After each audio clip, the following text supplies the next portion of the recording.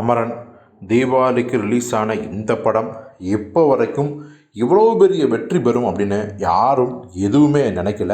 படம் நல்ல படம், வெற்றி படமாக இருக்கும் அந்த நம்பிக்கை தான். ஆனால் பல பெரிய ஹீரோவோட வசூலை ஓரம் கட்டிட்டு இவ்வளோ பெரிய மாபெரும் வெற்றி அடையும்னு யாரும் நினச்சி பார்க்கல. 320 கோடிக்கு மேலே அசால்ட்டாக தாண்டி போயிருக்கு.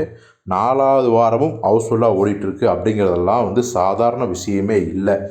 இப்போது இந்த படம் பார்த்திங்கன்னா புக் மை ஷோவில் இந்த 2024 வருஷம்னு நம்ம எடுத்துக்கலாம். இதில் பார்த்திங்கன்னா இந்த புக் மை ஷோவில் டாப் 10 படங்கள் அப்படின்னு சொல்கிறத விட ரொம்ப மிக முக்கியமாக டாப் 8 படங்கள் பார்த்திங்கன்னா என்னென்ன படங்கள் இடம் பிடிச்சிருக்கு அப்படின்னு பார்க்கலாம். அதில் 8வது இடத்துல கங்குவா படம் 1.1 மில்லியன் டிக்கெட் புக்கிங் ஆகிருக்கு. ஆனால் இன்னும் ஓடிட்டுருக்கு அப்படிங்கிறதா விசேஷம். 7வது இடத்துல நம்ம சுந்தர்சியோட அரண்மனை 4 1.02 மில்லியன் வியூஸு டிக்கெட் புக் ஆகிருக்கு, சேல்ஸ் ஆகிருக்கு. அதே மாதிரி மக்கள் செல்வன் மகாராஜாவோட அந்த படம் 6வது இடத்துல இருக்குது. இது பார்த்திங்கன்னா 1.40 மில்லியன் டிக்கெட்ஸ் சேல்ஸ் ஆகிருக்கு. 5வது இடத்துல நம்ம உலகநாயகன் கமலஹாசனோட இந்தியன் 2 1.59 மில்லியன் டிக்கெட்ஸ் சேல்ஸ் ஆகிருக்கு. அடுத்ததாக ராயன் பார்த்திங்கன்னா 1.75 மில்லியன் டிக்கெட்ஸ் சேல்ஸ் ஆகிருக்கு 4வது இடத்துல.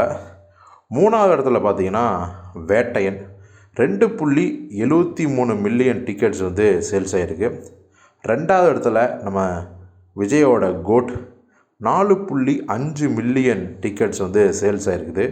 அப்போது நம்பர் 1 இடத்துல என்ன படம்னா நம்ம இவ்வளோ தூரம் சொன்னோம்ல அதே படம் தான், சிவகார்த்தியோட அமரன் படம்.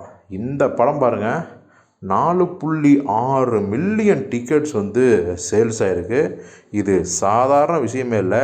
நம்பர் 1 இடத்துக்கு வந்துட்டார் சிவகார்த்திகேயன். பாருங்கள், நம்ம விஜய் ரஜினியெல்லாம் ஓரங்கட்டி தூக்கி சாப்பிட்டு நம்பர் 1 இடத்துல இருக்கார்.